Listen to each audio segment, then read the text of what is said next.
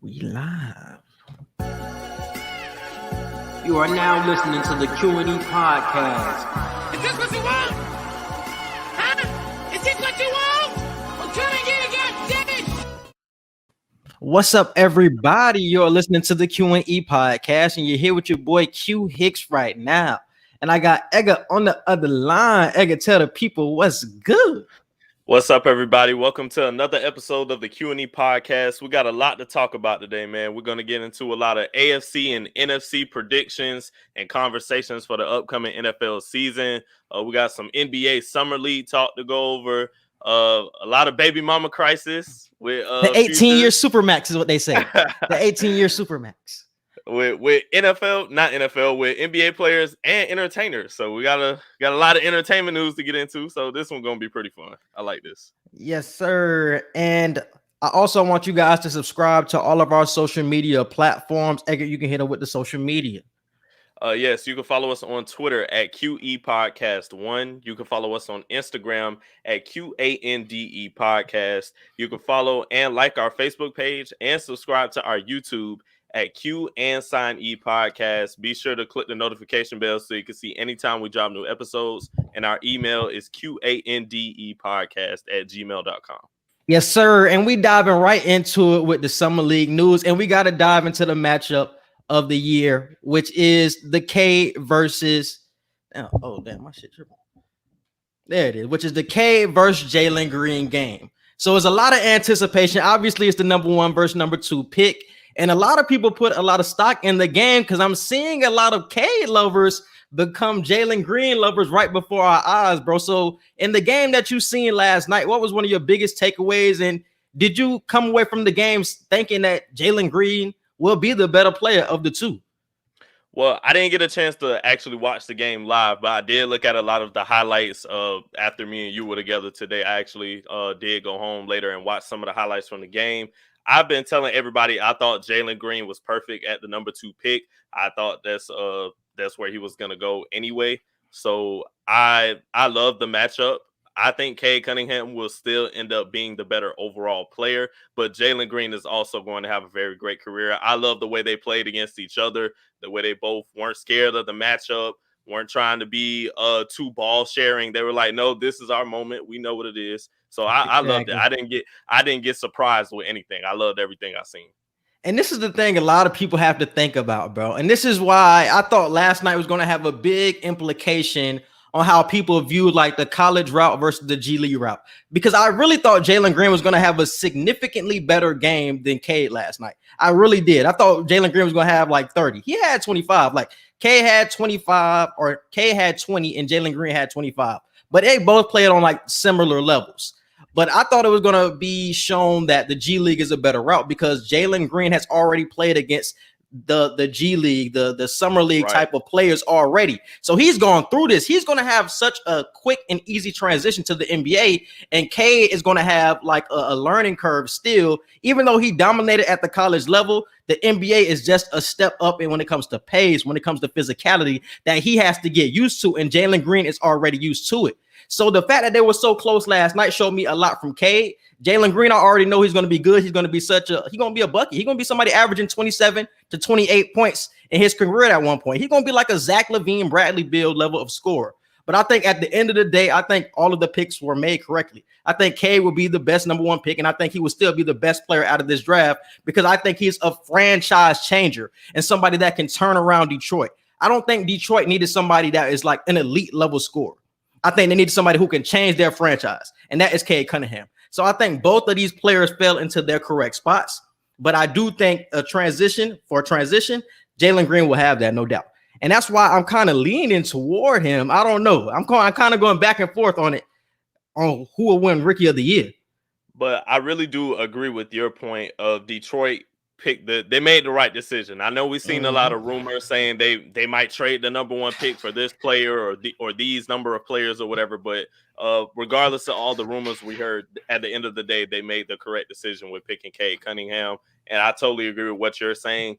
He's the player that you can build around. He's big enough to where all you have to do is put pieces around him, but he's still efficient enough to where he could get his points too. So it's not a situation like where with Jalen Green, yes, I'm sure he has a lot of other features to himself in his arsenal, but we know Jalen Green is a scorer.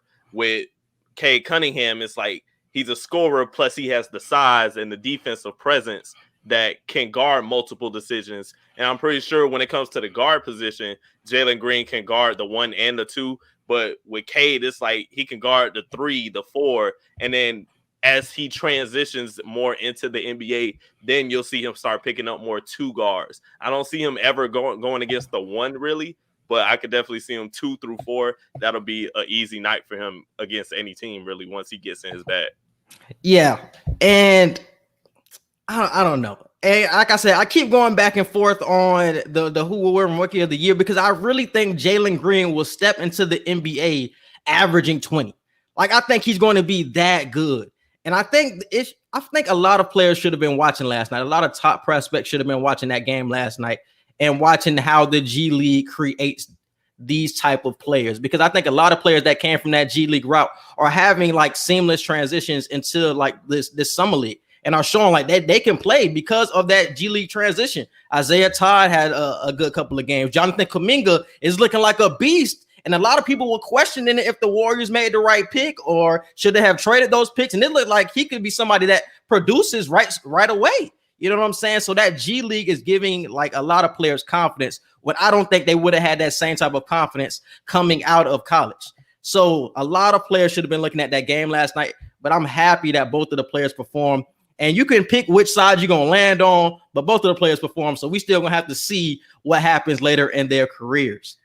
But a question I do have really quick before we go to the next topic. I noticed that I know it's not going to be a big change soon, but I noticed we are seeing a lot more players choose the professional route as opposed to college. I know the NIL rule is in place, but we're seeing more players go to the G League or the overtime league or overseas and whatnot. Do you feel that?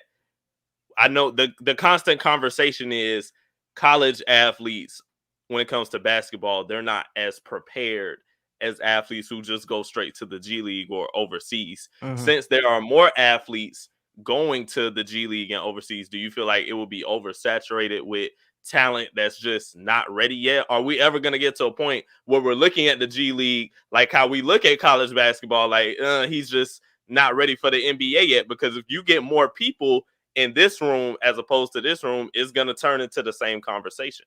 But I think it's still going to be the fact of the G League is only letting the elite of the elite come in. They're not going to let everybody come in like college, so it's not going to have that same type of effect. The G League is only letting in like the top 7 to 10 players in their class. Like that's it. That's the max. I think this year was like the first year they really implemented the G League, but I can't really see them going further than 7 to 10 because I think the money is going to raise eventually to like $1 million per player. And I don't think you're going to give like 15 to 20 players that million. I think they're going to keep it at this talent pool of 7 to 10 because they don't want it to get oversaturated as well. Like only a limited amount of people can get in here. Everybody can't get this type of privilege. You know what I'm saying? Because it's a privilege playing a G. Like right out of high school, you're getting that money, you're getting used to the game, and it's going to be an easy transition. Everybody can't get like that. And everybody isn't ready for that either. Like a lot of people should go to college.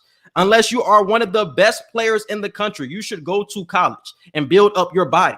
College is still a good route, but we're just saying we're seeing for the elite players, like the easy transition to the NBA, bro, it's there. It's there. And Jonathan Kuminga is really the person that's showing me that. Because a lot of people were saying like he's going to be raw. Like, is he going to produce for the Warriors? And I'm seeing him go against these teams and he's bullying players. Like he's overpowering them. Like he's making shots. And a lot of people were questioning his shot making coming into the draft. So I'm looking at him like, damn, he can be somebody who produces for Golden State. Do they have to trade him for a big name star? Or do they already have the star right now? So the G League route is looking like the best route right now. But you have to be one of the elite though. So I don't think it will be oversaturated. True. And what are some of your other biggest takeaways? What other players have stuck out to you in the summer league so far? Tyrell Terry for sure. He's somebody that we were big on. Over my nigga Tyrell. Really. Yeah. Shout out to Dan. Tyrell Terry has definitely impressed me. Who else? I was telling you Matt McClung. I seen a couple of his highlights. He's been doing really well. So those are two people outside of Cade and Cade and Jalen Green that I'm actually looking at. Like, wow, yeah, they're not surprising me, but they're showing me way more than I expected off rip. So I had a few players that really impressed me. I already talked about Jonathan Kuminga. It was Sharif and Jalen Johnson. The fact that the Hawks got these players with, my goodness, like you got Jalen Johnson, who's a top 10 pick at 20, and then you get Sharif in the second round. So you got 2 first-round picks this year, and they're showing that they're ready to produce immediately. I know a lot of people love to say, like, it's Summer League, but I think Summer League is a good, like, test to see if they're ready to produce right away. And I think it's pretty apparent that they are. I think both will get minutes in their first year, and I like the way both of them are looking. Jalen Green is another one, and Davion Mitchell from the Kings. Balling out, and he just looks so much faster than anybody on the court. And his defensive skills, I didn't know if they were going to translate so quickly to the NBA, but he's locking up NBA like stars or NBA future stars, in my opinion. Like, he was guarding James Bouknight the other night, and I'm high on Bouknight, who ended up getting drafted by Charlotte, and he was clamping him. I mean, like Drew Holiday level defense on this man. So I'm looking at him like, man, if the Kings can end up making it work with a Halliburton, a Fox, and a Mitchell, like a 3-guard lineup, that could be something the Kings ride out, and that can be their core moving forward. The Kings have always been juggling, like, can they actually find a core? Is it always going to be a shit show over there? I think they might have found their core with the Fox, a Halliburton, and a Davion. Because even if they don't keep that core together, they can keep them together long enough to where their stock builds up to where they could possibly make a trade for a decent number 2 player that you could see pairing up with a superstar, if that makes sense, you know, or possibly attracting a number 1 type player over there, you know, whether it involves one of their names or 2 of their names in a trade. So I feel like building up the stock is going to work, whether they keep them or try to trade 1 or 2 of them. And that's the thing about Sacramento, because you don't know what's going to happen in Sacramento, because they've had good players over the years, but y'all don't win. Y'all don't ever win, actually. So it's like, who wants to stay there? And then usually you don't reach your full potential in Sacramento either. So usually you trade them away and you get something back that's not really the correct value for what you traded. So it's always been a recycling bin in Sacramento. But I think with this core, they might have found something. I think they're going to end up trading Buddy Hield. They're going to end up trading Marvin Bagley away and getting some assets for them. And I think with that, you can build an actual team, and we can see the Kings prosper in the near future. Because I'm tired of seeing the Kings suck, bro. I'm tired of it. Like, I fuck with De'Aaron Fox so heavy. I fuck with Tyrese Halliburton. And to see these niggas lose every year, it's like, bro, it comes to a point like, what the fuck are y'all doing? Like, what needs to happen in Sacramento for this shit to really turn around? Like, there's no reason you can be ass for 20 years. Them niggas have not been good for 20 years. Chris Webber days.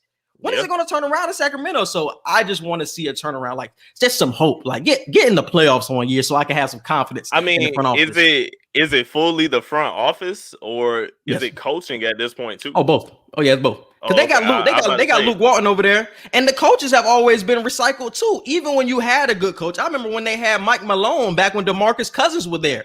You had a good coach in Mike Malone, who is now with the Denver Nuggets. You had a good coach, and you fired him for no reason when Boogie liked him. So even when you get a good coach, you get him in there, he produces and gives you wins, you fire him. So that's the front office right there, because y'all showing me even when y'all get a good one, y'all can't keep them. And y'all letting them go for nothing. That shit don't make no sense, dog. Don't make no sense. And a couple of names, Jalen Suggs has been performing. Scotty Barnes, a lot of people were questioning that number 4 pick, but he's going to produce early for the Toronto Raptors. And Michael Beasley. I want to say this about Michael Beasley because he's playing for the Portland Trail Blazers Summer League team.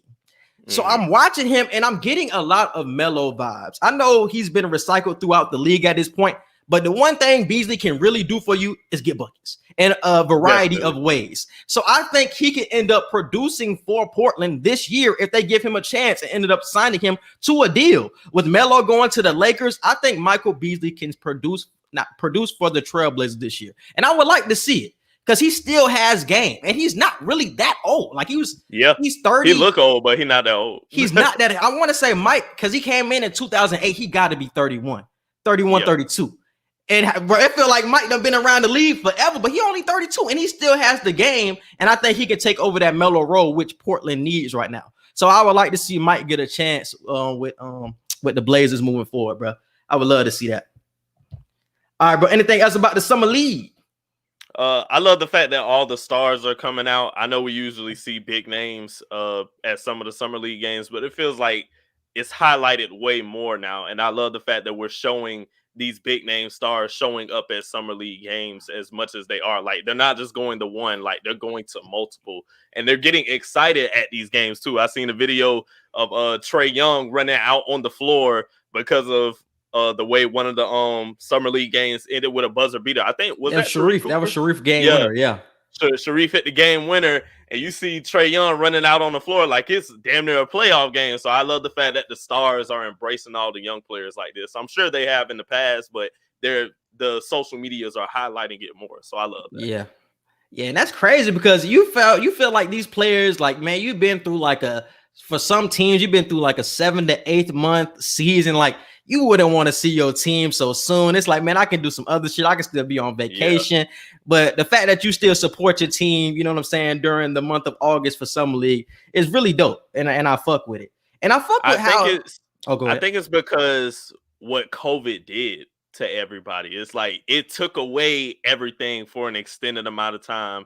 And then when we got it back, it was like, okay, this restriction, little less restriction, little less restriction, little less restriction. And now we're getting to the point where it's like it's almost back to normal. So I think that's why these star players are like, we're going to take full advantage. We're going to go to all these summer games. We're going to soak in as much basketball as we can to make up for the year of little to no basketball that we got.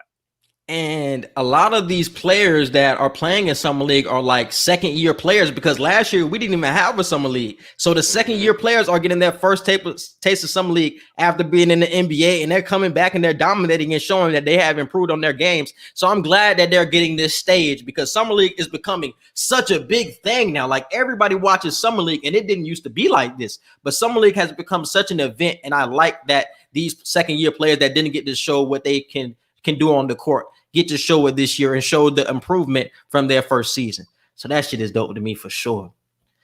And let's move on to the AFC North preview, man. So we going through the AFC North and the NFC North, and in the coming weeks we will just keep previewing 2 divisions moving forward into the season. And I think the preseason games start tomorrow, because I know the Patriots play Washington tomorrow. So the preseason games start tomorrow, man. So how excited are you for the NFL season? This shit felt like it took a minute to get here.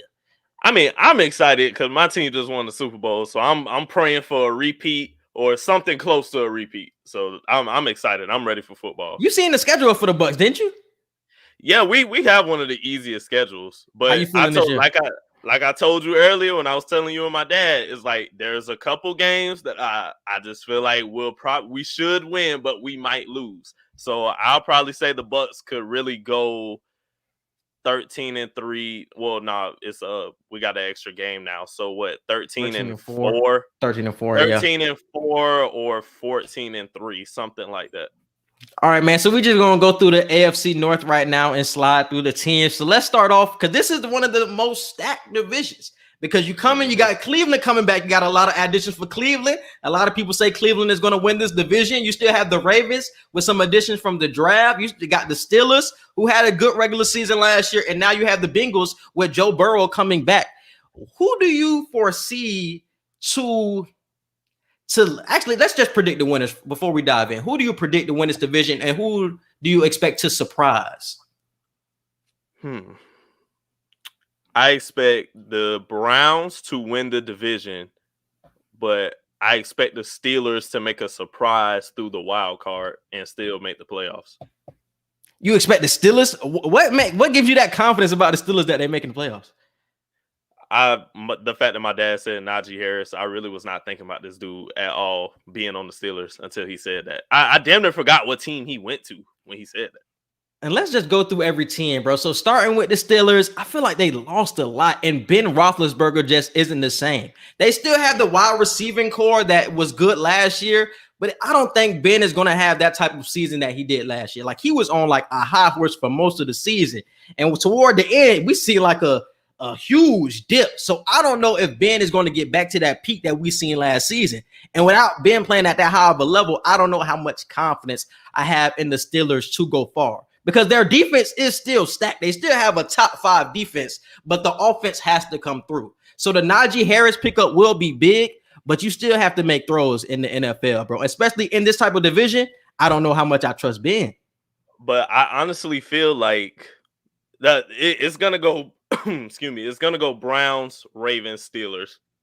And the reason I say the Steelers are gonna sneak in for that wild card spot because they just have to do good enough in that division with that extra game. That's the extra game that they'll beat up on the Bengals. You know what I'm saying? So it's a situation where Ben doesn't have to play great anymore. Your defense is top notch, and you have a running game. You don't have to have a top 10 in passing yards type of season. You just have to do enough. And I feel like Ben Roethlisberger can do enough. Mike Tomlin has not had a losing season yet in his entire time coaching the Steelers, and I don't see it coming right now. So I fuck with Mike, bro, but I don't know. I feel like just because of how stacked their division is, I can't give it to Mike, bro, because I'm looking at Cleveland, and we seen what Cleveland did in the playoffs last season. I think they will carry that momentum into next year, and you getting OBJ back. So even though Baker didn't play well when OBJ was playing, like, I think that connection will continue to grow this year,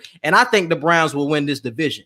And I think the Browns still have a top-notch defense. Baker Mayfield improved. You still got Nick Chubb, Kareem Hunt. Like, bro, we can keep going through the names. Like, on paper, like, these niggas should be like AFC Championship level team right now. Yeah. And I think they will get to that point eventually. I think they will, you know what I'm saying, with some games under their belt, they will eventually make it to the AFC Championship game. But I think it will start off with a good AFC North run. And I think they'll get through Baltimore, and I think they will get through Pittsburgh. And how do you feel about Baltimore coming in to the season?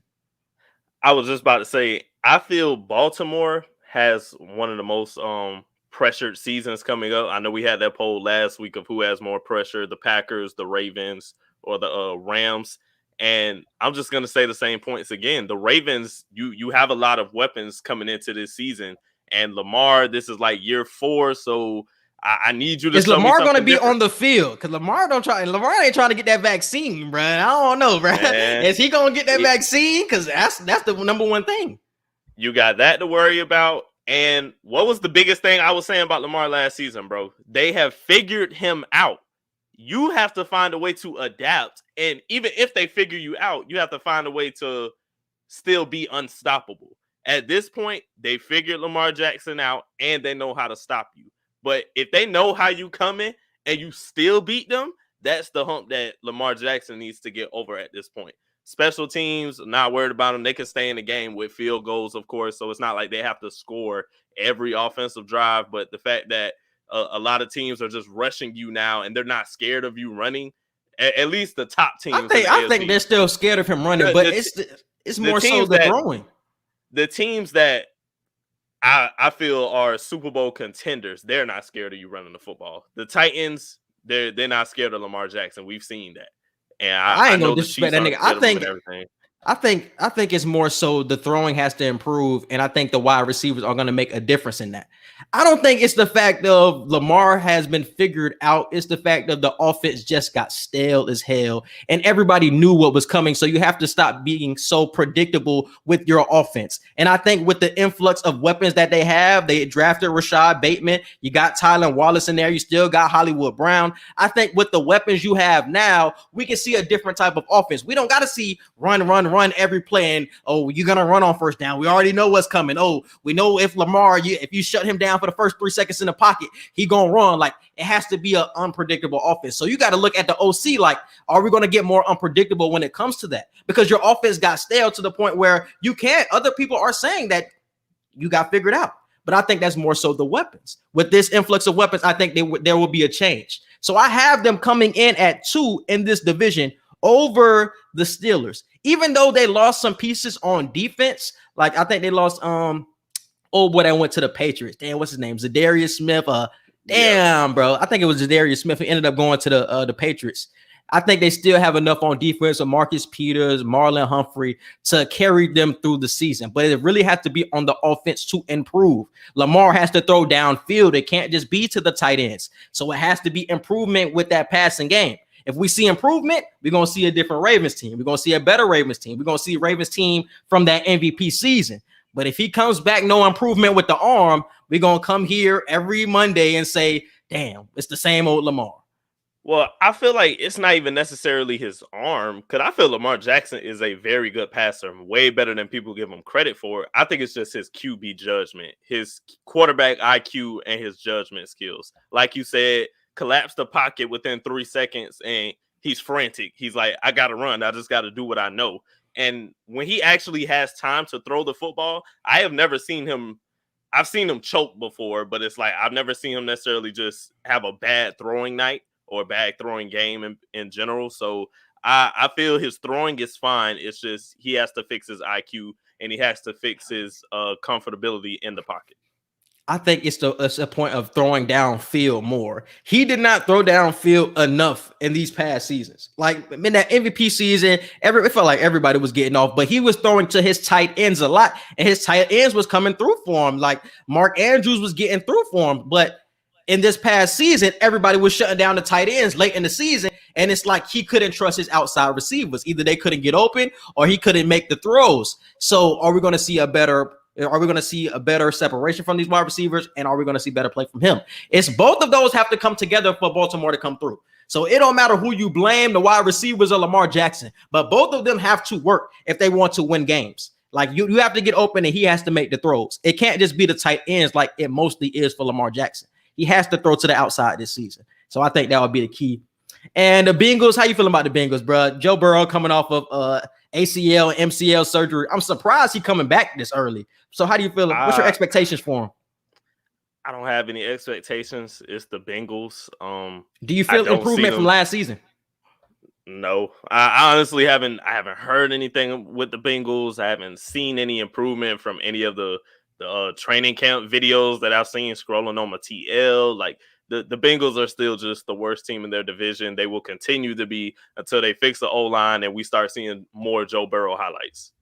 Yeah, Ravens Nation.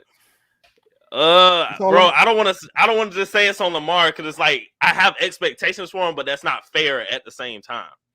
I don't know, bro. Yeah. I think it's fair to blame both people in that situation, but you have to look at both parties of the wide receivers and Lamar and say both of y'all didn't do good enough, bro. In that game against the Bills, my God, those wide receivers couldn't get open. Them Bills was shutting them niggas down. So are you gonna blame Lamar for that, for trying to force the ball in the tight windows? It's like, damn, the wide receivers ain't getting him nothing to work with.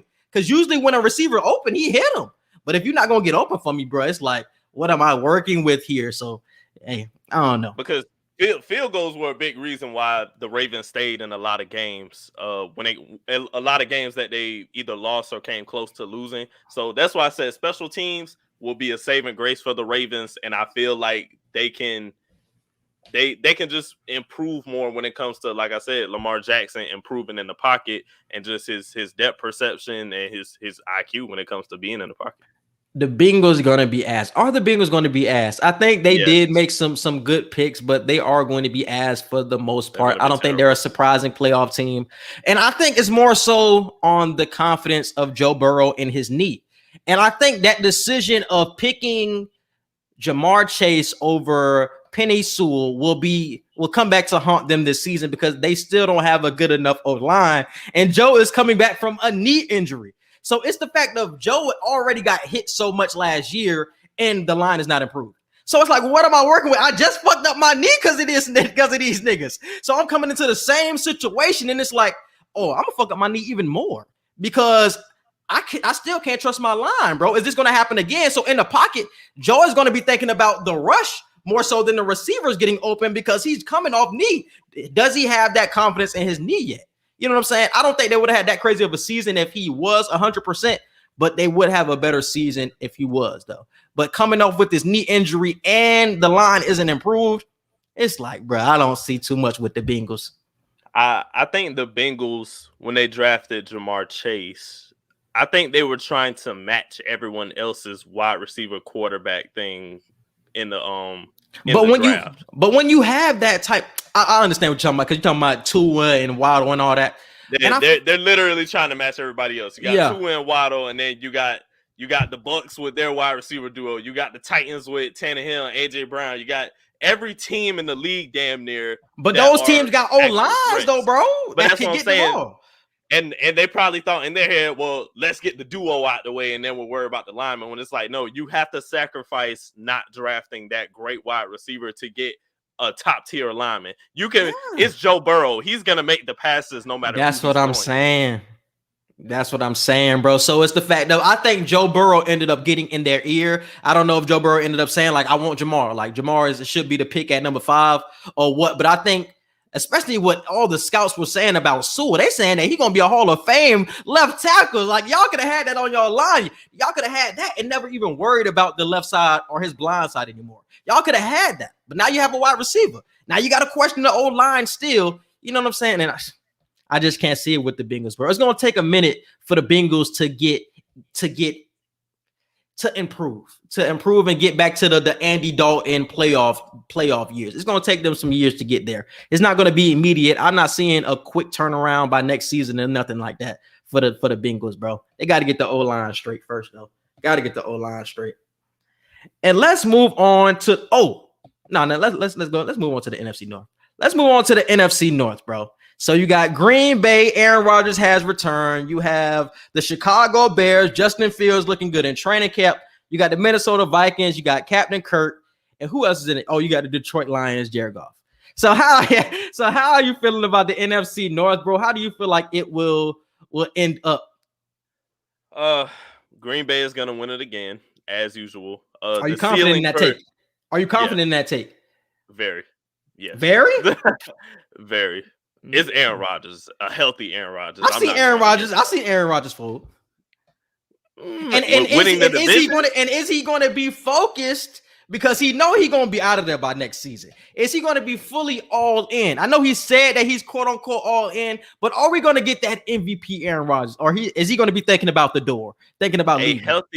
A healthy Aaron Rodgers is winning the division. The Bears are coming for their ass though, bro. Justin Fields coming for that ass, bro. Because you got to think. They'll be the second best team. They'll be the second best team in that division. I think the Bears will win this division because I think Aaron Rodgers' mind will be on the door and getting out and all the frustration that he has with the front office. I don't care what he says about him being all in. I think that will end up impacting his play on the field. He's still going to be a great quarterback, but I don't think he will be as great as last season. And they lost some pieces on defense. And you didn't improve with your wide receiving core. So it's like he's going to have the same frustration as last season. You brought in back. I mean, it's Randall Cobb. Like, it's cool. It's a good piece. It's already somebody who knows the system. But I don't feel like you improved it enough for Aaron Rodgers to be like, damn, we can get over the hump. And we can end up beating the Bears, who have like a top 10 defense in the NFL. Like, I don't think he is to that point. And like I said, I don't think we're going to get the same Aaron Rodgers either. So I got the Bears winning this division. I'm hearing a lot of good things about Justin Fields, and I think he will start from day one, and he will win Rookie of the Year this season over Trevor Lawrence. That's not a wild take.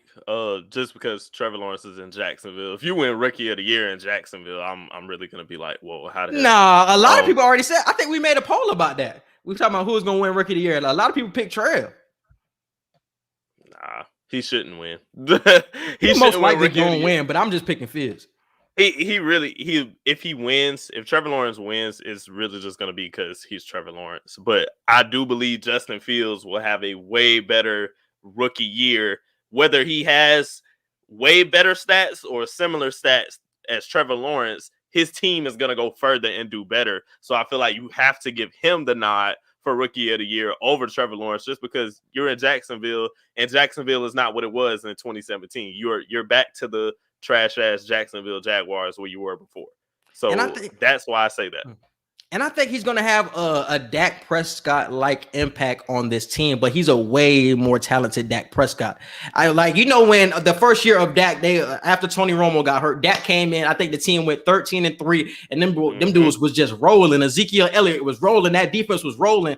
I think it's going to be the same type of thing for the Bears. I think the defense was playing so mediocre in the past years because damn, you have Mr. Trubisky. Like, even when the defense played well, it's like, man, we're not able to score 15 points. We hold a team to 17 and we still can't win. I think that gets tiring after a while because you just get tired of seeing the same old thing every week. But I think Justin Fields will give this team confidence, something that they need. They still have a good defense. They still have Khalil Mack. They still have Eddie Jackson. They still have good players on that defensive side. And they have some sneaky weapons on offense that will help out Justin Fields. You got David Montgomery in the backfield. You got Allen Robinson on the side. You got Darnell Mooney, who's coming into his own. And I feel like they drafted a wide receiver this year too. So everything's coming together for the Bears right now. You got Cole Kmet last year, tight end. Your offensive line is going to need some work. I feel like that could take some few games for them to come together. But I'm seeing good things with the Bears. That running back, David Montgomery, is going to be a helpful hand for Justin Fields in his first year. So I'm liking what the Bears are doing. Hey, I trust A-Rod, bro. If it's few quarterbacks that I really trust in the NFL to make it happen when no one else can make it happen, and Aaron Rodgers is one of those people. He's coming back healthy. He's coming back pissed the hell off at damn near everybody. He's pissed at all the Green Bay front office. He pissed at everybody talking about the situation. Aaron Rodgers, he's going to end this stint with Green Bay.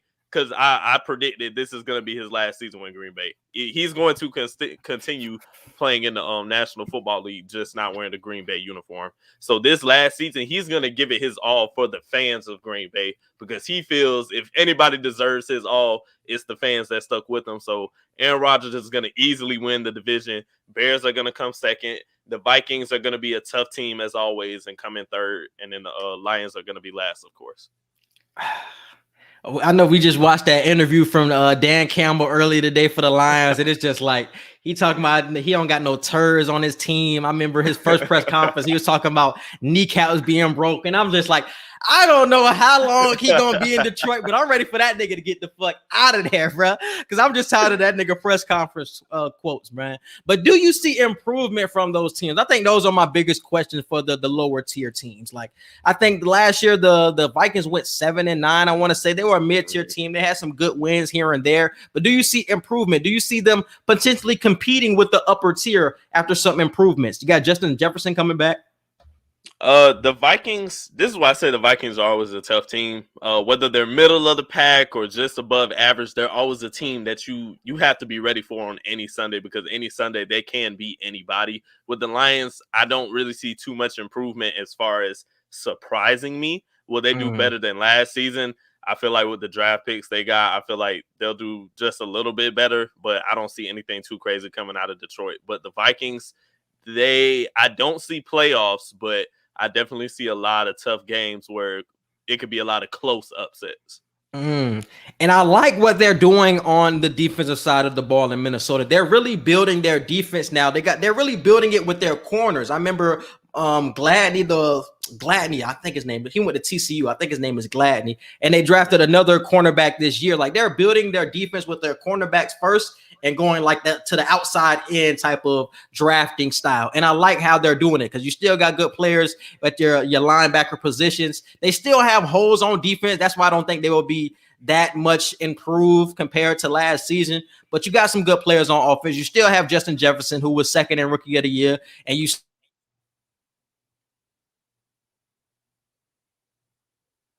he's still good enough. He's still serviceable. And I think that's all you need for somebody with the Vikings. So will they be 7-9, 7-10? That's something similar once again.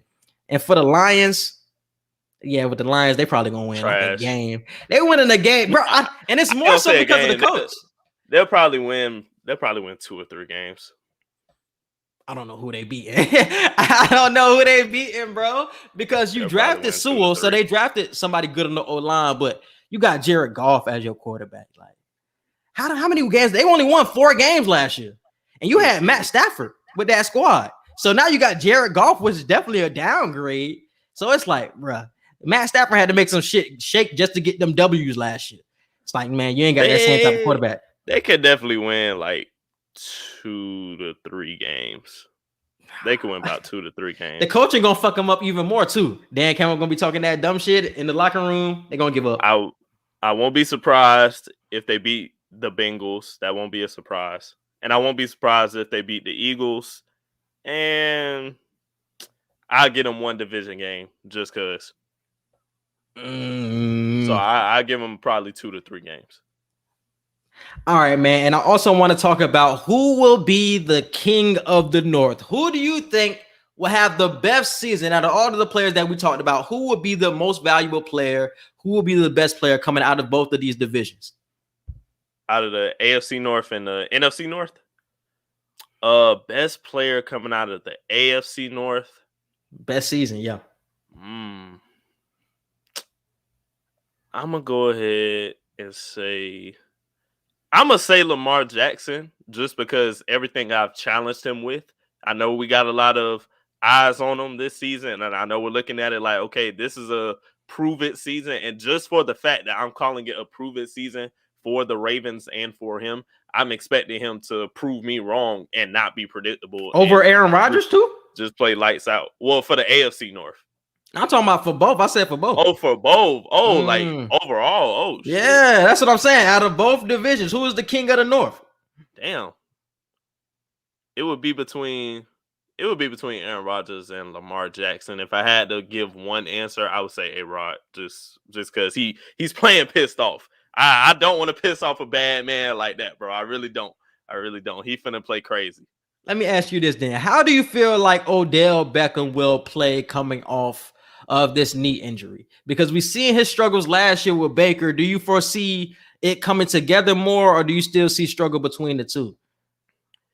Because I kind of was thinking like, damn, will it be OBJ? Like, I feel like a breakout should be coming for OBJ. Like, he been under the radar for a minute.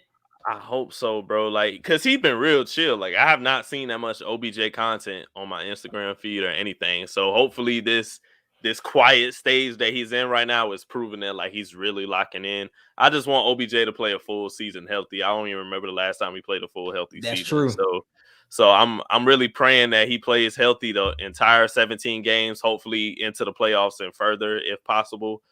He's one of my favorite receivers of this generation. It's just he's always had that injury battle. So staying healthy for OBJ is going to be the key. I feel like if he stays healthy, the offense will still run how it ran last year. It's just going to be an extra weapon that Baker has at his disposal. I want to pick somebody off the Browns because I think they're going to have that good of a season this year. It could be Myles Garrett on the defensive side of the ball. I want to say he was top 3 in defensive player of the year last year. Myles Garrett will always be up there. Oh, I want to pick OBJ, bro. I think he's going to have a breakout season, bro, with Baker Mayfield. I would love that. I would really love that. I think with the best season out of the both divisions. So over Aaron Rodgers, just when you just look at the best player, I think you will say that Odell Beckham had a better season when it comes to wide receivers than Aaron Rodgers had compared to other quarterbacks in the NFL. I think he will have the best season. Odell Beckham Jr. I think he's going to have that good of a season. He hasn't had hype for real since the catch. And I think that's motivating him. He's been in the upper echelon of receivers, of course, but like true hype for his career, he hasn't had that since the catch, bro. So I feel like this will. You can't say that now. The catch was a minute ago. The catch was like 2013, 2014. That's what I'm saying. He had some good years. I've been hyping him the whole time, but I'm talking about as far as everybody else. Like, yeah, he's been up there in the rankings, but people have always said, nah, he ain't fucking with Julio. Nah, he ain't fucking with this receiver. So it's like he's been in the top tier, but he's been like in the lower part of that top tier. And I feel like this year he's gonna get back to that. Oh shit, like OBJ is like one of the most talented receivers out here. I feel like he's gonna get back to that flow. I think make so everybody say it. Yeah, I think so too. I think it'll be between Odell Beckham and Myles Garrett for sure. Over Aaron Rodgers, man. I see a regression, bro. I see a regression for the Packers, bro. I see it. That's a bad man, bro. He is, bro. MVP of the league for sure. But I think he's thinking about that door, bro. He's thinking about the door and where he's going next season. He's thinking about that because I don't think he's confident for the past 2 seasons. But I don't think so. I think last year, toward the end of the year, so like that last game, how the last game finished, that's when he was like, damn, I want to get out of here. If they would have made it to the Super Bowl and shit like that, he wouldn't have wanted to leave. But it was the way last season ended. I don't think he was thinking about the door. This year, he's coming in thinking about the door. Because he even posted the picture of Michael Jordan and Scottie Pippen walking away, the last dance picture. So he already posting that this is the last dance. So he's thinking about the door and where he can possibly win next season. I think that's where his mind is. And I don't think he's going to be fully all in on this season. But let's move on to Team USA winning gold, bro. So they ended up defeating France in the gold medal game. And KD went crazy. I want to say he had almost 30 points in the gold medal game. And a lot of people are starting to say that KD is the GOAT of USA basketball. We made this poll before that it was Carmelo Anthony. A lot of people said it was Melo, though. Niggas just said it was Melo like 3 weeks ago. And now niggas are saying KD, so they done switched up. I said Melo was a good argument, but I feel like KD is the answer, though. He literally leads in like damn near all the Team USA statistics when it comes to Olympic basketball. So it's like statistically, he is the best. And he's already, in my eyes, he's the greatest scorer of all time. So it's like that paired with the USA statistics. It's like, yeah, might as well. I see Kendrick Perkins getting a lot of backlash for saying that. And we've been saying that for a long time, but I don't understand why he was getting so much backlash for that. It was giving him backlash because KD and Draymond, after they won the gold and they made that video calling out everybody who was talking shit about Team USA. I'm talking about, it's something else I was talking about. No, I'm saying though, Kendrick came out with that tweet, and then I think like Draymond and KD, they weren't trying to hear all that shit because it's like, nah, like they basically saying Kendrick be flip flopping on shit. Like you can't say we this, but then you get on us when we USA, bro. Like we Team USA, we run this basketball shit. That's basically what KD and Draymond was saying. So all that KD is the greatest scorer of all time. Yeah, you weren't saying that a couple weeks ago when you was talking about like this is probably one of the worst Olympic teams ever, and we still win gold. So I was more so talking about the Twitter reaction and the social media reaction to him saying that. So a lot of people were like trying to combat that statement of no, KD ain't the greatest scorer. It's Kobe. It's Mike. It's this that. It's this person and that person. And it's like, man, KD is the greatest scorer that ever lived. Like, what the hell are niggas talking about? He's 7 foot and can't be guarded. Come on, my nigga. Like, and somebody had ended up putting it in a great perspective, bro. They said if you were to put the best defender on all of these top scorers, who will have the best performance out of all of the best scorers? So if you think Tony Allen is the best defender of all time, who is struggling with Tony Allen and who is having the best performance out of the top scorers? And it was like, damn, that's a good point.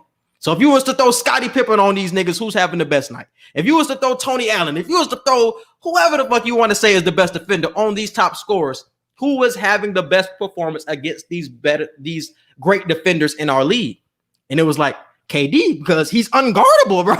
He's unguardable. He's 7 foot and weapon, and he can do everything. You want the post up, you want the three, you want the mid range. I can rack you, I can dunk on you, and you're not blocking my shot. It's like, I'm unstoppable, bro. I'm unstoppable, bro. For real. Kobe, Mike, AI, they're all great, but they're not unstoppable like that nigga is, bro. It's a different level, in my opinion. I totally agree. It's KD, then Jordan. Like that's my 1 and 2 rank when it comes to the greatest scorers of all time. 3 through 5, that could be a conversation where you could throw whatever name you want to throw 3 through 5. But the top 2 is KD and then it's Jordan. And I didn't even realize this. They said that Allen Iverson won the scoring title 4 times. Kobe won it. I want to say Kobe won it 6 times. They said Mike won the scoring title 10 times back during his run, which is just crazy to think about. I want to say KD won it about 4 or 5 times as well. But just think about how long he played. MJ played from 2003 to 1984.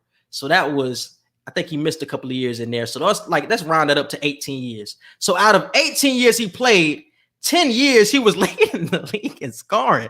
Like, that's crazy to think about. So it's MJ definitely has an argument, bro. But I definitely think it's KD. But that shit's just nuts to think about.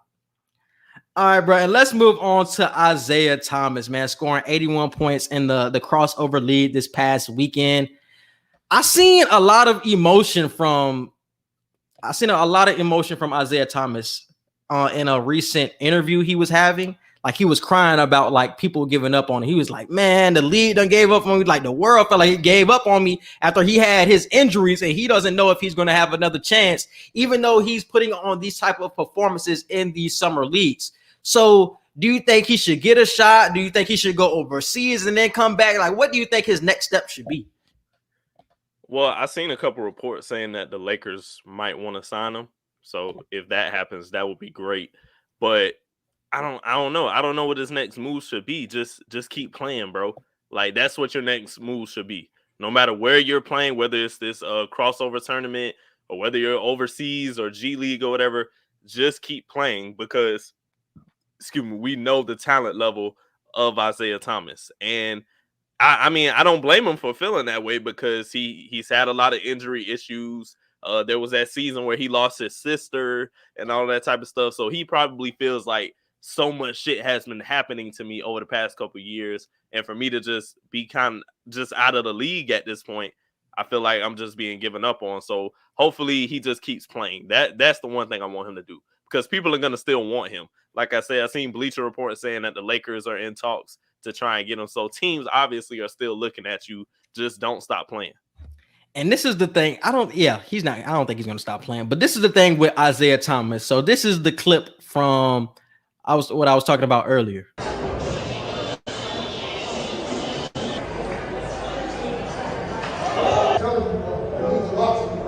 These niggas gave up on me. They gave up on me.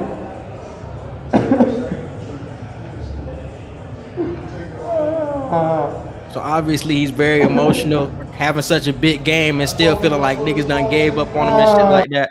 So a lot of people was trying to say like, man, I see like you shouldn't put all your eggs in one basket. If you don't make it back to the NBA, like that should be fine. Like go overseas, like niggas is still get money overseas. Like don't put all your eggs in this NBA basket. Like with or without the NBA, you're still a great player. And I want him to still know that. And he ended up responding like saying like those were tears of joy. Like I feel like everybody just gave up on me and I'm back to being fully healthy and that I can contribute to a team now.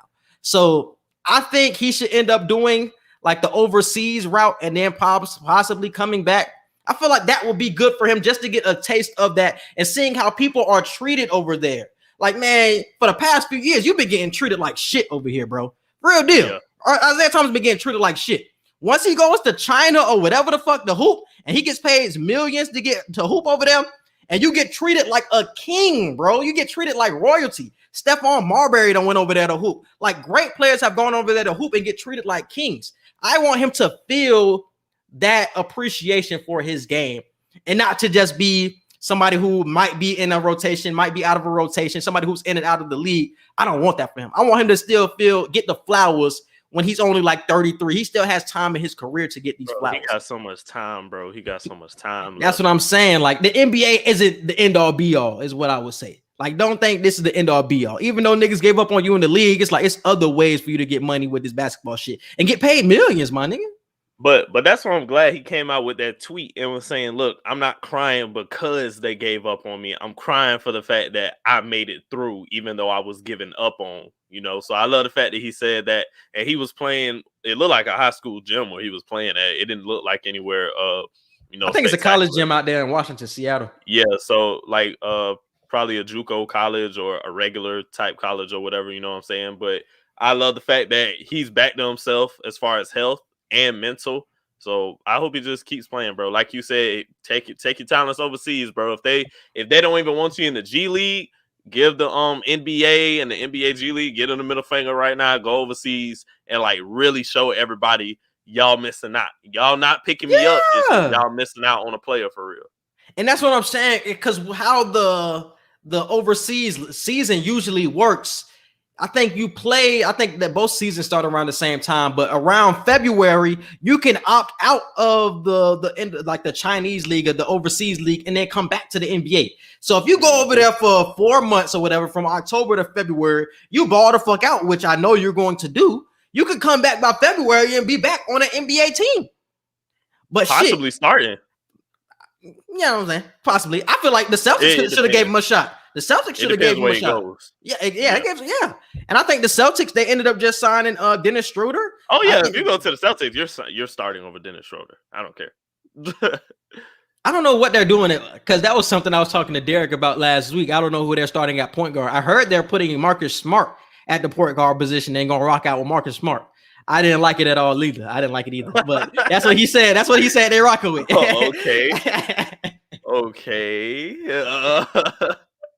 I didn't like it either, bro. I think That's Schroeder gonna way be better fun. than him at That's the point gonna guard be fun. position. Yeah. But definitely shout out to IT, man, putting on that type of performance, man. But yeah, let's move on. But what you got for Too Wild Wednesday? All right, first poll. I haven't voted on any of these polls, so I'm gonna be voting while we're doing this. Who will win Rookie of the Year? Cade Cunningham, Jalen Green, Evan Mobley, or other? I think it would be I'm going with Cade. Cade. I think it would be Jalen Cade. Green. Jalen Green is winning the poll, 47%. I know, bro. And like I said, he's gonna put up points, and that's what a lot of people look for a Rookie of the Year, you to put up numbers, bro. And Cade's points aren't gonna be up there with Jalen Green, but I think his overall impact is gonna be noticed. I think it's gonna be noticed though, but it's gonna be tough because I think he's gonna have a immediate impact. But I think Davion Mitchell could be in that conversation. I think some comments had Davion Mitchell. Jalen Suggs is showing out for Orlando at this moment. It's going to be a lot of competition for Rookie of the Year, bro. I ain't gonna lie, it's not going to be a cakewalk for Cade like at the fuck all to get Rookie of the Year. I don't think it's going to be a cakewalk, but I definitely see Cade and Jalen being the two front runners for that. Yeah. So shout out to both of them niggas though, man. It's going to be tough.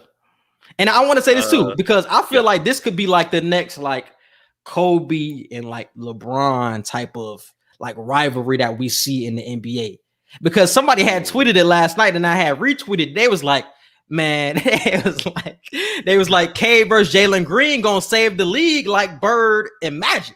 And obviously to that extent, it's not gonna save it's like to that extent because they really saved the league. But after Bron leaves, who is going to be that rivalry? We see a lot of good young teams, but we don't have any rivals. But Jalen Green has real beef with Cade Cunningham because he wanted to be the number one pick. Like he has real feelings toward Cade, and Cade is going to reciprocate that. He's going to be like, all right, nigga, I'm going to show you why I'm the number one pick. So it's going to be beef between these niggas, and they're going to go head to head. So this is going to be like a Kobe and a LeBron type of rivalry, one that you always wanted to see. We never got to see it in the finals, but was always a fun matchup during the regular season. And now I think it's going to be one of those matchups, man. They're always going to be compared to each other, and it's going to be fun. Because with Bron, it's like after the Kobe and Bron thing, when Kobe just started aging and injuries started taking over, it really just turned into Bron versus everybody. Like, I don't think Bron had a true, this is your next one individual rival. It was Bron versus KD. Then it was Bron versus Steph. Then it was just Bron versus everybody, really. Whoever stepped up to the plate, that's who Bron was going against. So now I totally agree with what you're saying. This could possibly be that next big rivalry. I still feel like we just got to wait and see. And we have to see these young stars turn into who we think they're going to turn into. Once they start turning into that, then it's like, okay, we can start putting that on them. Next one. Georgia will win the college football playoff. Too wild or not too wild? Too wild as fuck. This is the best year Georgia will have to win a championship before they fire Kirby Smart. This will be their best year to win. With Alabama reloading at the quarterback position, they still have all of their weapons. They're still Alabama, but Georgia has just as many weapons, my nigga, just as many 5-stars on their team. And they have the veteran quarterback in JT Daniels. They have a wide receiver in what's my boy named Pickens at the wide receiver. Like, you have a lot of pieces that point to Georgia as being the favorite in the SEC. And I think this is the best year. Will they win? I don't know. A lot of people probably pick Too Wild, but I think that this is the best year they have. If they don't win this year, it's like, man, fuck it with Georgia. I just say Too Wild because Alabama always has, I mean, Georgia probably do too, but Alabama is known for literally having a pipeline of 5-stars just waiting on the bench. Just sitting on the bench waiting. Georgia does too. Georgia does too. Yeah, but this is why I say Alabama more so. And that's why I look at that one championship when Georgia was up. I think Georgia was up by like a couple of touchdowns over Alabama in the championship game. And Tua ended up coming in at halftime and saving the day. That was the year Georgia could have, all of the Georgia curse shit would have been lifted. Like, everything would have been good. But it's like ever since then, it's like it's been a struggle for them. They got back to the SEC championship game the next year. They lose to Jalen Hurts. It's like every year is something with Georgia. Well, I feel like this will be the final straw before they're just like, I think we got to flip to another coach because you ain't getting. They have room to do something though. They have room to do something. LSU is in a rebuild right now, so I'm not even looking at LSU to do shit. And Florida going Florida. So exactly. Don't even get your confidence up. after the way I was kind of disappointed this last season, I don't know what to expect from Florida moving forward right now. But Georgia, they got the second best odds in the SEC. So I still think it's just too wild because Alabama is just light years ahead of everybody until somebody beats them. Until y'all do it, I'm not gonna say y'all gonna do it. So.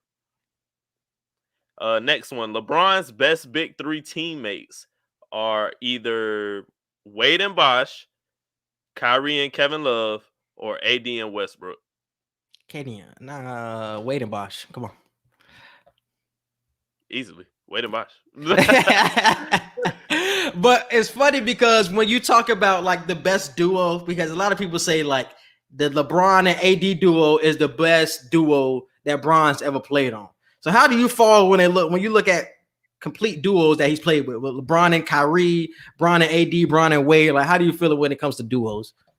Wade and Bosh was the best duo that I've seen him with, just because it just fit more soundly. Because I feel Wade was that electrifying scorer that you needed, and he was the leader of that team. We already know that. So he was the leader, and Bron just had to come in and be the most talented and just do what Bron does. And then with Bosh, it was that down low presence that, yeah, you may not be the strongest, but you're efficient with getting your points, and you're a strong enough defensive presence that you can bully some of these people. Maybe the biggest names you probably can't bully, but you could bully a good majority of the league. So I feel like each player in that big three filled their part out completely. With Kevin Love, it was like he turned into a spot-up shooter.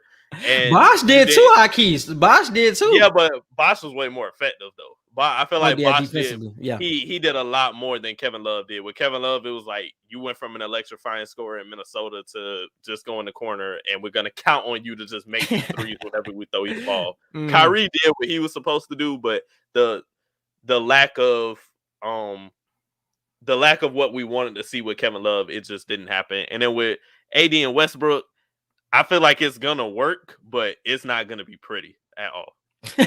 And that's how I feel not too. Altogether. That's how I feel too. It's gonna have like that transition period, like Wade and LeBron had to go through. Like they had to go to a transition. Like when it was Kyrie and Bron, it was kind of like Kyrie had to take a step back, and his game fit because Kyrie could shoot, but Westbrook can't shoot, and D Wade didn't shoot threes. Like he was just always in attack mode and had the mid range. So it's like it was a transition period with both of those squads, and Kyrie was kind of different. I think when you look at duos, I'm not mad at people for saying that AD is LeBron's best teammate, because when you look at like just a seamless fit, LeBron is the point guard of the team and AD is the down low presence. He can do everything on the court. It's like, damn, like it comes together pretty seamlessly when a Wade and Bron took time. Like that first year, like them niggas had to go through that pain to end up getting over that hump. But with an AD and a Bron, when it came together, them niggas won the first year because it was just such a seamless transition. So I'm not mad for people for saying that. But I think it's a situation where with Bron and AD, Bron is much older than AD. So Bron is he's more mentally in the game than he is physically now. Bron isn't as physically, I'm taking over the game as he used to be. It's a situation where it's teacher and student seamlessly working together, as where with Bron and Wade, it was like, hey, we're both young, we're both in our primes, like we got to figure out who's the one and who's the two in this situation. With Bron and AD knows, like, I'm talent wise, you could probably call me the number one player, but as a leader, I know I'm the number two when it comes to this team. I'm gonna let Bron tell me what I need to do, and I'm just gonna do it to perfection. When Bron and Wade was together, Wade had to tell Bron, like, you're in charge now. It's okay. Like, you don't have to, like, yeah. I know we're both at this level right now, but I know I've been here longer, but you are the more talented player. I'm going to let you lead. we know Wade was the real leader, but he had to let Bron take the forefront in that situation. And it's funny because I seen a video yesterday of I think it was 2012, 2013 Bron. I think he had a stretch of games where, man, for like 25 games, he was shooting like 60% from the field. I remember that stretch too, because the shit was crazy. Him and Wade was on that type of stretch. When you talk about efficiency, like them niggas was on it. And this was when Bron was like shooting threes, going to the rack. That nigga had a defense. Like when you talk about Miami Heat Bron, that might be the best player I've ever seen. He has way more IQ. He's seen everything at this point in his career. His 3-point shot is way more consistent with the Lakers. But when you just talk about freak athleticism, he was making shots. He was like in the defensive player of the year conversation. Like it was nothing that Miami Heat Bron couldn't do. And that was the best player I've ever seen on a basketball court, especially when it comes to efficiency. Nobody's touching that nigga when it came to efficiency back then, bro. That shit was crazy. Bron running to the paint, everybody just get out the way because you're not stopping this man. Like that was one of the most unstoppable players like I've ever seen. Like, it wasn't happening. My dad used to be so mad about that because my dad was saying, man, if I was playing, I'd knock him upside the head when he going. I'm like, you're gonna foul out. This is not the 70s, sir. You can't just whack people in the head and not get called for it. Yeah, man, that Miami Bron was different, bro. I think it was different. Next one. Who will have the better season? Lamar Jackson, Josh Allen, or Matthew Stafford? Matthew Stafford. I'm stuck between Josh and Matt. I'm gonna go. Oh, by the way, Wade and Bosch won that last poll, 69%. I'm gonna go with Josh Allen. I feel like he's just improving more and more every single time.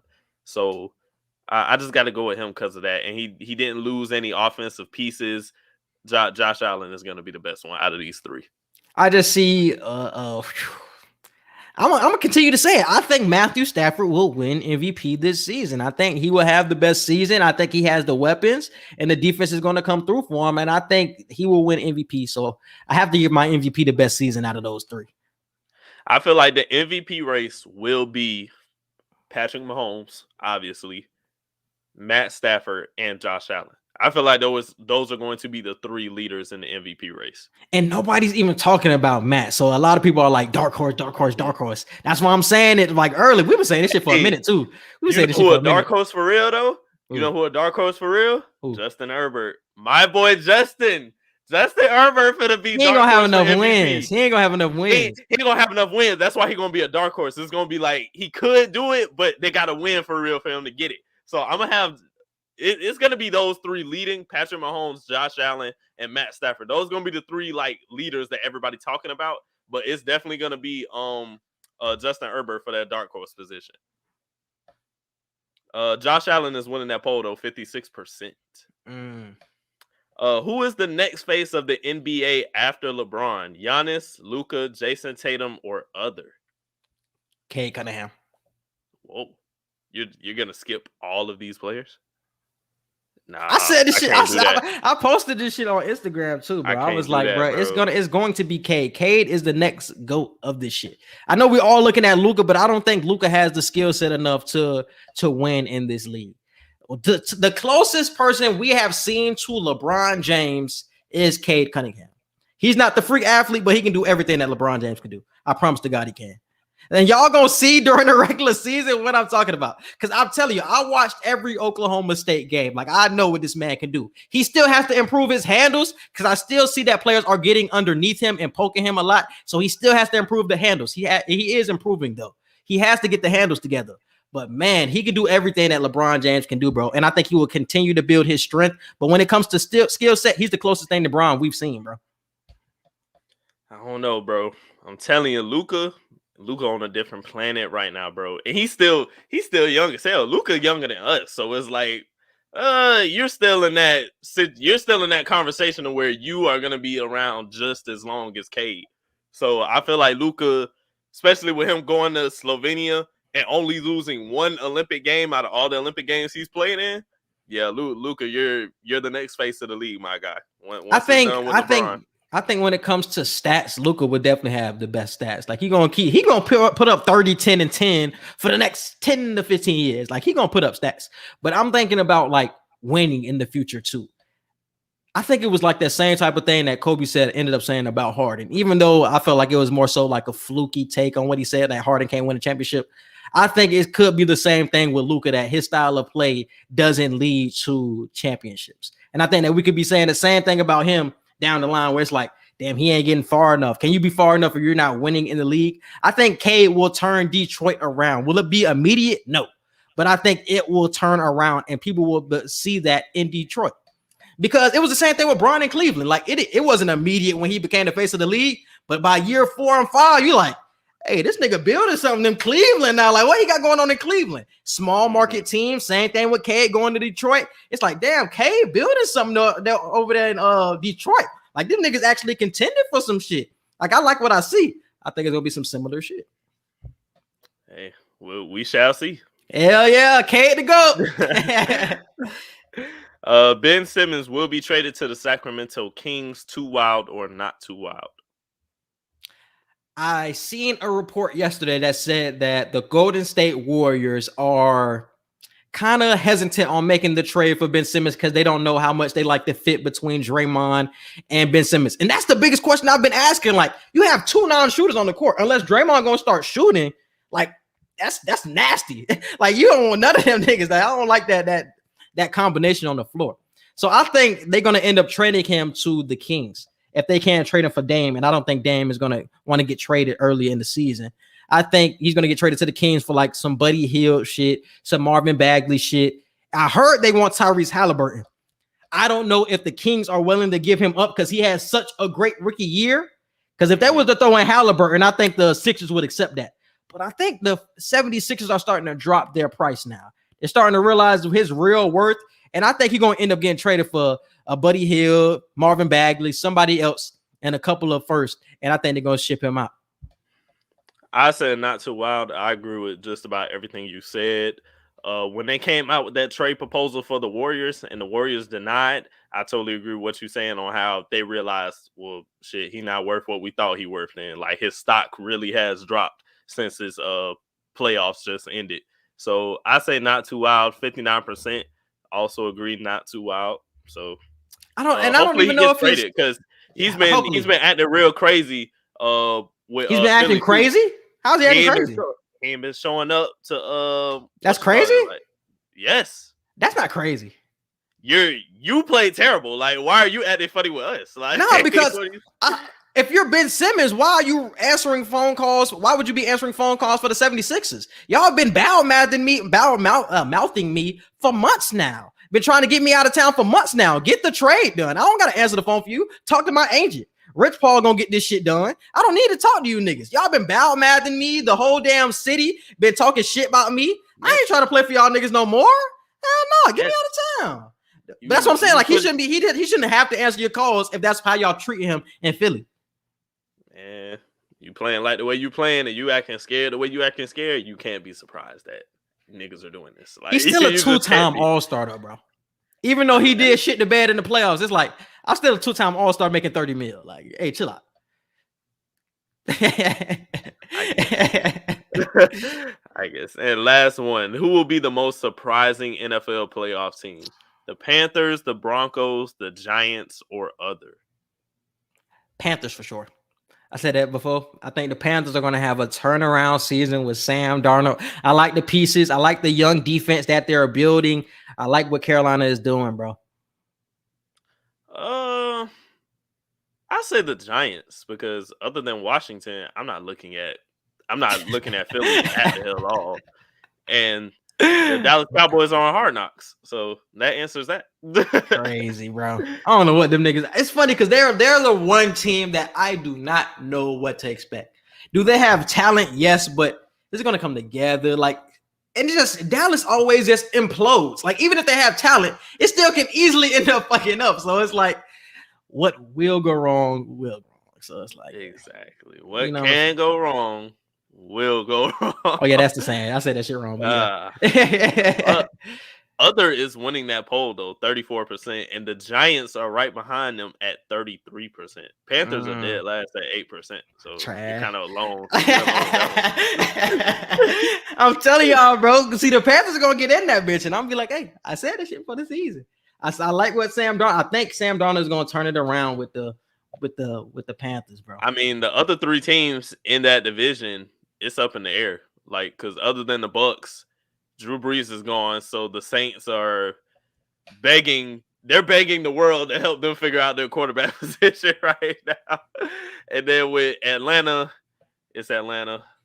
So, and they just traded Julio too. Yeah, you just traded Julio. So, how much hope does Atlanta have right now? So, you're technically not wrong with the Panthers. I just feel like the Giants are in a better situation, I'll say. All right, man. Let's move on to entertainment and current events. First thing I got on the docket is this Tyler Creator and DJ Khaled situation. So I want to say, was it earlier this year or late last year? DJ Khaled ended up saying that he didn't like that Tyler the Creator's album was #1 and that he doesn't make real black music, this, that, the third. He felt like his album should have been #1 over Tyler's. And Tyler responded with this in a recent interview with Peter Rosenberg. Like, you felt like at the time when that conversation happened, bro, that Khaled thing was like, it was fun. It was just watching a man die inside because the guy that, you know, the weirdo was winning. I was moonwalking in a wig. This nigga had everyone on his album, everyone. And it's like, oh no, this bridge gonna work. So, but it's to the same point, isn't it? About like, not understanding what's happening in other places? Not understanding, like, and he wasn't wrong. Like, I'm not in the barber shop. I'm not at the club. I'm not diddy skitty. I'm not in the back of the Maybach. Right? And he's not wrong. But, like, his shit is big where it's big, and your shit is big where it's big. But like, yes, when I got that #1, it was that the world is one-dimensional. It's not all. That's what I'm saying, bro. And it's like, a piece of me really didn't like that at all because it's like, man, I make rap music. I love rap music. I make music, but rap is my thing. And it was already making alternative rap and not fully being, again, accepted by like the BETs or like a lot of the shit I've been doing, and that's dealing with my whole life. So for some guy like that to kind of indirectly be like, that ain't real rap, that ain't real black music, that's what it felt like. And I was like, my nigga, don't do, but I didn't say nothing. I just let that #1 speak. The nigga ego had to deal with that because his whole identity is being #1. And when he didn't get that, that sat with him longer in real lifetime than that moment. I moved on. I went and did some shows. We went to London, cool, didn't think about it. That sat with him because his whole identity is we the best, we the #1. And when the underdog to him took that away from him, that nigga ego was deflated. He'll probably never admit it. And you do, and I saw, and it's no hard feelings towards him because I was gonna rap over. You got the right one. It's Weezy fucking holla at me. I was gonna rap over that for the Call Me If You Get Lost shit. I didn't end up doing it, but like, man, DJ Khaled, man, what he's done, and he was an underdog too, and built his way up too from nothing. Yeah, so that was the interview that he had with Peter Rosenberg. What is your reaction to that shit and to DJ Khaled? It's weird because it's like, I agree with Tyler. DJ Khaled is not wrong in a certain sense. You don't hear you don't hear Tyler the Creator in barbershops. You don't hear about him when it comes to talking about who are like the best rappers out right now or of this newer generation. You don't really hear Tyler's name a lot. You'll see him in certain Twitter conversations when they're talking about underrated rappers, but when you're talking about leading the charge, you don't hear him in debates. You don't hear him really when you're in the club at all. So the popular places where you hear the biggest music, DJ Khaled is right in that sense, but he has to understand, like, there are multiple versions of rap now. There isn't just that one or two hardcore ways to do rap. And Tyler the Creator, he has his audience. Tyler has been out since we was like, middle school? So he has a wave. Like, he still remained popular this whole time, even with having his bisexuality coming out the closet type shit that he's had, he's still popular. If anything, that probably made him more popular with the way we're very accepting of people now. You know what I'm saying? So I feel like Tyler did what he had to do with that interview, and he said, look, I'm finna just let it be known that shit did make me feel some kind of way, but instead of reacting to you, I just let the number one speak for itself. I don't really listen to Tyler like that. He has a few songs where I'm like, okay, he snapped here, but he doesn't make my kind of music. But I'm not going to say Tyler is trash because he obviously has skills. It's just he makes, like he said, he makes alternative rap music. He doesn't make the rap music that gets a BET Award nomination or a BET Hip Hop Awards nomination and stuff like that. But everybody knows like Tyler can do this shit for real. It's just he has his lane. And DJ Khaled, I feel he makes great content, but what's the number one knock on DJ Khaled? You get other rappers to get on the shit you produce. And the albums aren't good. He only has like 2 or 3 songs where you go back to. But it's like there's especially when he's talking about, because I think this situation happened in 2019 or 2020. Yeah. The album that he's been dropping recently have not been good. The album that he just dropped this year, this album was pretty good. I ain't even gonna lie to you. But I do agree, like over the past 3 to 4 years, maybe 5 years, yeah, the albums have not hit like that at all. You got like 2 or 3 bangers on there that carry the summer, but overall people aren't going to a DJ Khaled album for real. That's why I said the album that he came out with this year, it's like it's 6 or 7 songs on there for real. That's like, yeah, this shit hard for real. So, and that's the thing about DJ Khaled, because I listened to that DJ Khaled album and that shit was garbage. The one that came out this past year, and he talking shit about Tyler, about him getting number ones. I listened to Tyler's album. Tyler's shit is fire. So the fact that he's trying to put it in 2 different lanes when he was number one, it doesn't make sense because they're both rap. Just because it's a different style doesn't mean that one is rap and one isn't rap, is what I would say to DJ Khaled. And why would he try to branch them off like that? It's not an alternative rap list or a real rap list, and none of that bullshit. So if one person's album was better than your album, he should be above you. Tyler's album, Igor, was probably better than your album. It was better than your album. So what are we talking about? Just because he doesn't make the same type of music as you, that's a problem. That shit hurt his pride. Like it did, said, and that's why I hurt his pride. Though. That's why I said best. Another one. We number one. Like we're going platinum. We finna have the best song of the song. He does that every time he drops something, and 9 times out of 10, he actually does it. Whether his album as a whole hits or not, DJ Khaled usually gets that number one spot for like maybe 1 or 2 weeks. But that didn't happen when the Igor album dropped. And that's what I'm saying. And this is the thing about DJ Khaled is, I remember when he had his run on Snapchat where he was posting all his positivity, the keys and all this shit. But when somebody who's in the game, that's been in the game for a minute, finally get his shine, like you throwing dirt on this nigga. So it's like, damn, all that positive shit you've been preaching is bullshit. Because when somebody gets in over you, when they had a better run than you, oh, now you throwing dirt on them. That's like, damn, my nigga. So all that shit you've been preaching on Snapchat, all that positivity was cap. So that's the thing about DJ Khaled, where you start to realize his character isn't what he has portrayed it to be. Obviously, he was upset because he's used to the success. But damn, my nigga, if everything you say about putting people on and appreciating them and giving them the keys is fake, nigga, who are you for real? Nigga, that's what we know you for. We know you for hits, but we also know you for the Snapchat shit too. So it's like, I kind of looked at it from both ways, bro. And Tyler had one of the best albums this year too, with Call Me If You Get Lost. So Tyler's on a run that nobody really can compare to, bro. And a lot of people, like you say, don't like Tyler, but for a lot of people, Tyler is in their top 5s, bro. In their top 5s. Like, niggas, I've seen Tyler in people's GOAT conversation because he makes that much of a different lane of music, but it's so fire in the way it comes together. And it is rap. It's just not the regular shit that you hear.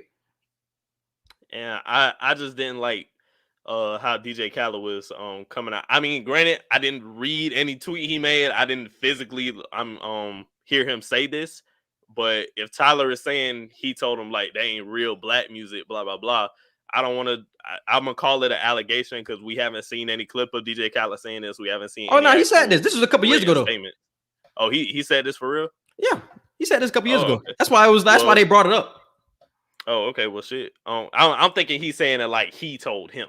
Like, I didn't know he. Oh no, he said this in an interview. He was like, "Yeah, I had the number one album. I don't know why they giving him number one album over me. He don't make real black music." He didn't tell him this directly, but it was indirect. Yeah, I just don't like when DJ Khaled does that. Like, yes, you know what hip hop music is. You are in the game. DJ Khaled is a legendary person when it comes to rap music. Like, we have to be honest about that. Mm-hmm. No matter how people feel about him, you got to say he did some legendary shit. He brought us collaborations that probably would have never happened. But I can't allow you to say that's not real black music. You're not a black person. Like, I can't allow. I will never tell I will never tell a white person what is or is not like pop music or electronica music. I will never tell a white person what that kind of music is, because even though I know what it sounds like, that ain't my music. Like, I don't know for real. So DJ Khaled, like, I need you to get out of that headspace of you think you know what black culture is just because you've been embraced by us so much. Like, I ain't never heard Eminem say no shit like that. Like, this ain't black music, blah, blah, blah. He makes sure and says this. If he criticizes anybody, he uses the word rap or hip hop. So if DJ Khaled says that's not real rap music, it's like, cool. Like, black people ain't the only people that rap, but don't go around here saying that's not real black people music because you not black. We had to stop DJ Khaled from saying nigga at one point in time. And I think DJ Khaled, he used to say nigga a lot, like back in the early 2000s when he was first like popping for real. And I'm like, this nigga A-rap. Like, why they let him talk like this? He stopped that shit real quick. And he didn't say those words directly that this isn't black music. He said that this was alternative rap, but everybody took it as him saying this isn't real black music because his audience is. Yeah, everybody took it as that. So I don't want to put words in his mouth like he said that, but that's what everybody took away from it. And that's what he basically said when you say that. And even though his audience isn't predominantly black people still listen to him. Like I said, he's in GOAT conversation. He's that talented of a rapper. I don't want anybody to get that misconstrued. Like, this nigga is in a lot of people's top fives, bro. And he makes great projects, bro. For real, for real. So we got to get out of that headspace, my nigga. Because the last few he done dropped, I don't really listen to. At first, I wasn't all on Tyler, but the last few with Igor and Call Me If You Get Lost have been fire. So definitely shout out to Tyler, bro. Don't let nobody kill your shine for sure. And let's move on to the baby mama 18 years Supermax. So news has come out that Brittany Renner and PJ Washington has had a divorce. And this was 2 weeks after she has birthed his baby girl. I want to say, was it a girl or a boy? I don't remember. I know. Yeah, I think they have a kid together. But 2 weeks after they were divorced, she ends up filing for child support, and I think she got allotted $200,000 a month from PJ Washington for like 18 years. And that adds up to $43 million that she will be getting over this 18 years, which is crazy as fuck, bro.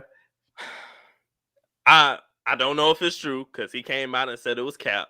But if these numbers are true, and the video that she came out with explaining how it's easy to trick these athletes into just giving you money for the rest of your life, that's crazy, bro.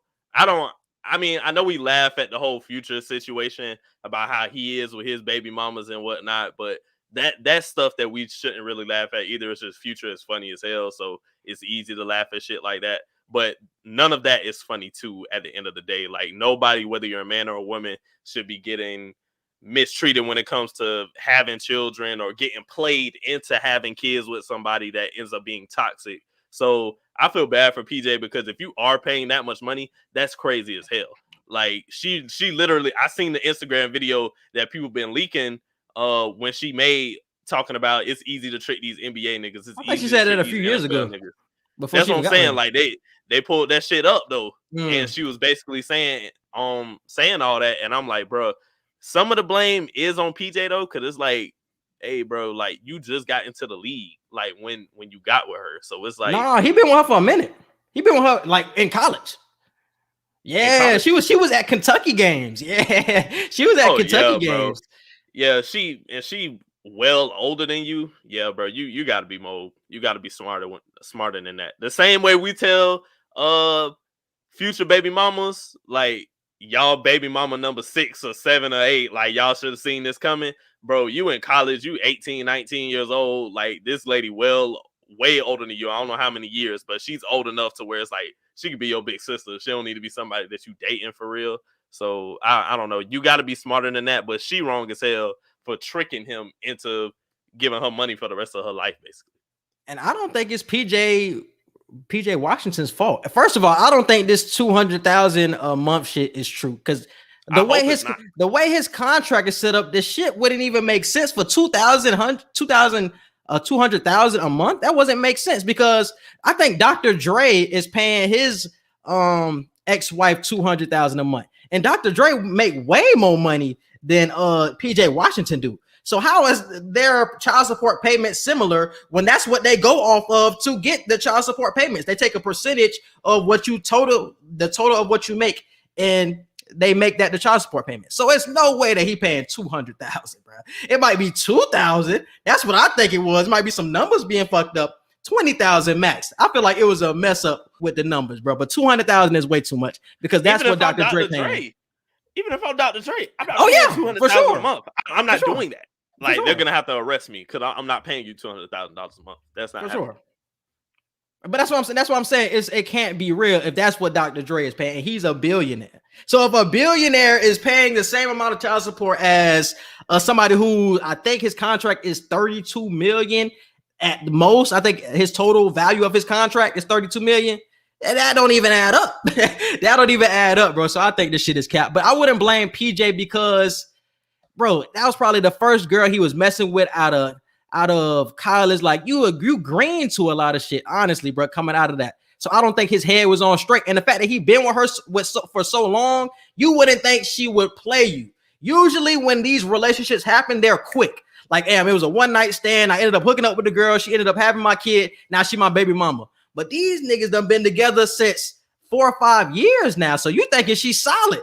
But then she hit you with the switcheroo a couple weeks ago, and it's like, damn, like, you really done played me out like that. So that's why I think it's a different situation from everybody else with the baby mama issues. Brittany Renner, like, what, damn near 30? She like, what, 28, 29? I don't even know. 20, like, gotta be 28, 29.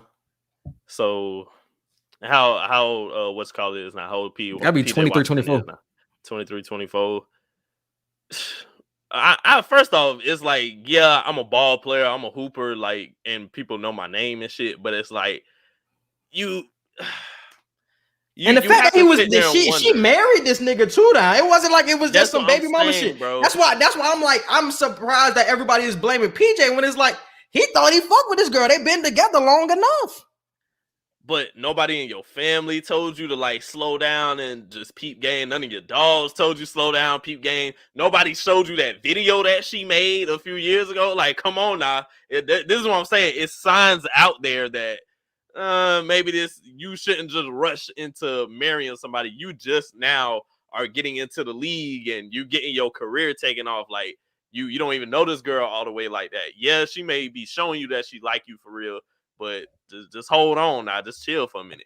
And the fact that he just went full speed ahead, yeah, I'm fucking with her, she fucking with me, we finna get married. It's like, you got to see if she with you for real when it comes to that type of shit. I think if they get to the point of marriage, my nigga, she's with you for real. Like, most of these baby mamas ain't marrying these niggas that they trying to get impregnated by. Like, the old girl that got pregnant by Drake wasn't trying to marry Drake, but it ended up happening, and now she probably getting all this child support. But you got to think about it. The situation with Dr. Dre is just showing me now that somebody can marry you just for the benefits of divorcing you. What if the child get old? Let's say 18 years from now, he done paying child support. What if she comes out with the same statement that that Dr. Dre wife came out with? I need to maintain the lifestyle of living that I've grown accustomed to. Yeah. Now you gotta pay her for divorcing you years ago because she's used to the level of money that you've been giving her the 18 years.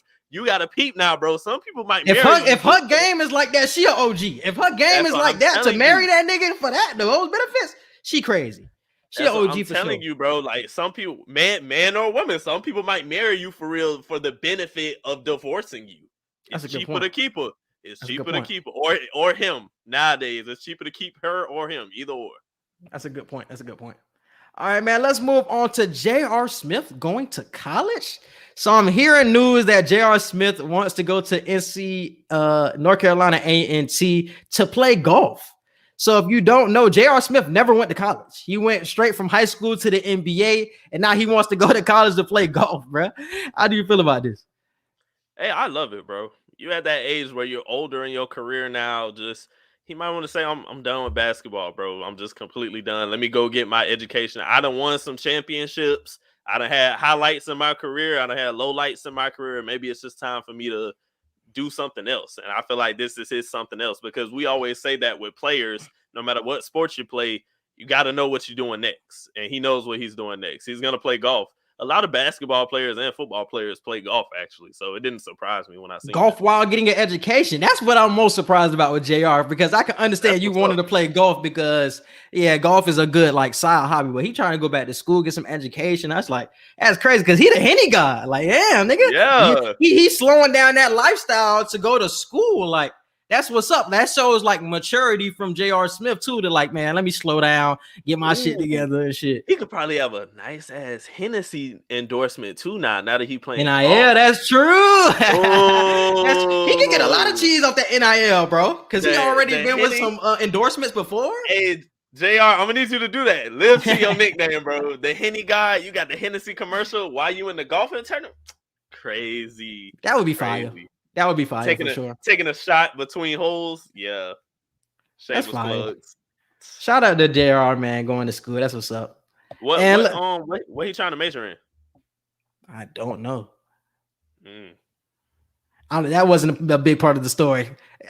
Is it going to be one of those situations where he go to school for a year? Does he really take classes for real? Or are they going to make him go to class? I mean, I don't know if he's trying to get a bachelor's or a master. I'm not a master or an associate's. I don't know what he's trying to get. So. Yeah, because I feel like you would have to take some sort of classes at least to be a part of the golf team. Even if it's one class, he would have to be in that one class. So it might be some liberal arts or something like that, general studies, something like that. I don't know. All right, and let's move on to Robin. Bisexual? Dive into this story, bro. Yeah, it ain't too much to go into. I thought it was gonna be like a whole situation when I was reading some of the articles, but yeah, they're just coming out with DC Comics now, where Robin has identified himself as bisexual, and I just thought it was interesting to talk about because we've heard that Marvel is gonna have more bisexual characters moving forward, or gay characters and stuff like that. So, do you think it's weird that they picked one of the most iconic DC characters to be bisexual, or do you think they should have chosen like somebody else that's newer or not seen as much to be bisexual? Do you think it's a big deal that it's Robin, or a big deal at all, really? I think it was the fact that this comic has been around for like 20 plus years and he's been hetero for all of this time, and then the switch up happens now.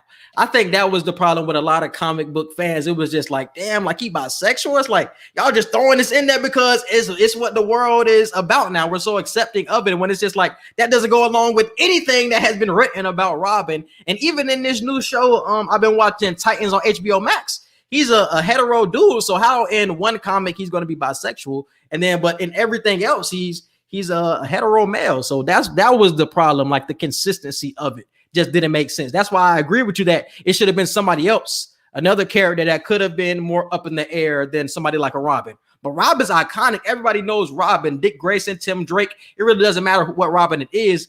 He never got the bisexual, or he never gave you that gay type of vibe. So that was the biggest thing about it. I agree. I feel like he never was. So why all of a sudden make him that now? So I don't know. I feel like if you make new characters, or if you do it to characters that we never had to guess with that, then it makes sense because that's interesting. Like we never seen them talk to anybody in previous comics, so we never knew their love life. So it's not crazy if you do that. But like you said, we've known Robin for being this way the entire time. Now all of a sudden he's this way out of nowhere. So, and it's the same thing with Loki. Like we don't know a lot about Loki. A lot of people that are into the MCU movies, like we don't know. We don't read the comics for real. We just watching the movies or watching the shows for the shows. So when we see that somebody like a Loki is bisexual, we're just like, oh, okay. Like that's interesting. Like we didn't know that about him. We never seen him talk to anybody before, but that's just an interesting fact that we know now. So not having a lot of people know who Loki is and putting that on in like his plot development was cool. But Robin is too iconic. Everybody knows Robin. So it's like, come on now. You trying to switch up a man character's personality and sexuality. it's like, I don't know how much that worked.